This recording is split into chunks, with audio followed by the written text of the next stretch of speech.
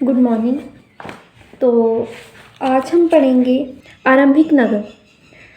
तो आज हम सिर्फ इसके इंट्रोडक्शन के बारे में ही बात करेंगे। तो आरंभिक नगरों में से सबसे पहले जो नगर जो मिला है वो मिला है हड़प्पा, और जो इसकी सभ्यता है उसको हड़प्पा सभ्यता कहा जाता है। और इसको किन किन नामों से जाना जाता है तो हम उसके बारे में डिस्कस करते हैं। तो सबसे पहले तो है हमारा हड़प्पा। हड़प्पा सभ्यता इसको कहा जाता है, और सबसे पहला नगर भी जो वो मिला था हड़प्पा। तो इसका दूसरा नाम है सिंधु घाटी सभ्यता। सिंधु घाटी सभ्यता इसे इसीलिए कहा जाता है क्योंकि इसके जो ज़्यादातर जो नगर थे वो जो है वो सिंधु नदी के किनारे पर स्थित थे, वहीं से मिले हैं। तो ऐसा माना जाता है कि सिंधु घाटी के जो प्रदेश है ना, तो उनके कारण इसे सिंधु घाटी सभ्यता भी कहा जाता है। तो जो हम अगर ये एग्ज़ाम में क्वेश्चन कई बार आ जाता है तो हम कह सकते हैं कि सिंधु का अर्थ है नदी, है ना। तो और जो घाटी है, घाटी का अर्थ है नदी के किनारे का क्षेत्र। तो घाटी का अर्थ क्या होता है? जो नदी के किनारे जो क्षेत्र होता है उसका अर्थ है घाटी।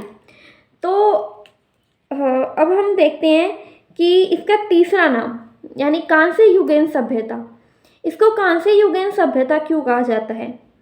कांस्य युगीन सभ्यता इसे इसीलिए कहा जाता है क्योंकि उस टाइम पर, उस समय जब लोग जो है वो जब जो धातुएं प्रयोग करते थे वो कौन सी धातुएं थी? तो सबसे पहले तो वो कांसे का सबसे ज़्यादा प्रयोग होता था, तांबे का और कांसे का। कांसे का ज़्यादातर होता था क्योंकि तांबे के तो सिक्के ही बनाए जाते थे, और कांसे के जो है कांसे के बर्तन, कांसे की मूर्तियाँ, और यहाँ तक कि उस टाइम पर जो लोग औजार जो प्रयोग करते थे, उस टाइम के जो औजार थे वो भी कांसे के ही वो लोग प्रयोग करते थे, उसमें मतलब कांसे का ही प्रयोग करते थे। तो मतलब हड़प्पा से जो मूर्तियाँ मिली हैं वो भी कांसे की मिली हैं। और उस टाइम के जो लोग हैं वो लोहे से अपरिचित थे, मतलब उन्हें लोहे का ज्ञान नहीं था, उन्हें लोहे के बारे में पता नहीं था। तो कुछ इतिहासकारों का मानना है कि उस टाइम के लोगों को लोहे से बनी चीज़ों का भी ज्ञान नहीं था। जैसे कि तलवार, हम उदाहरण ले सकते हैं तलवार का।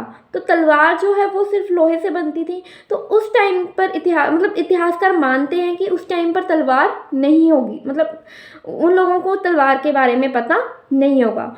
और एक बात और, ये जो हड़प्पा सभ्यता है ये मेसोपोटामिया सभ्यता की समकालीन सभ्यता थी। भारत की सबसे विशाल सभ्यताओं में से एक हड़प्पा सभ्यता थी।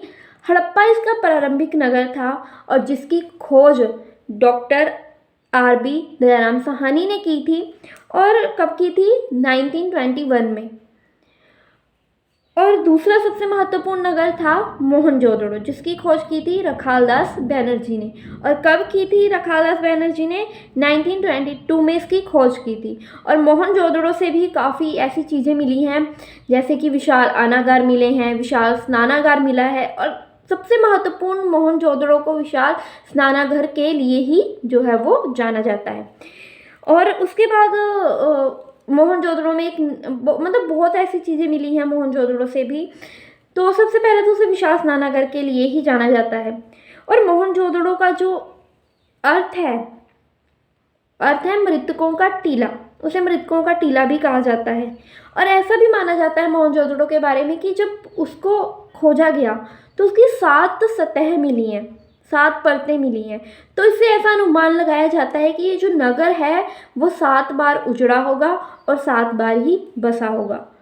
तो थैंक यू। आज हमने इनके 2 नगरों के बारे में पढ़ा और इसके नामों के बारे में पढ़ा। अब हम नेक्स्ट पार्ट में हड़प्पा सभ्यता के बारे में, इसके और नगरों के बारे में जानेंगे। Thank you.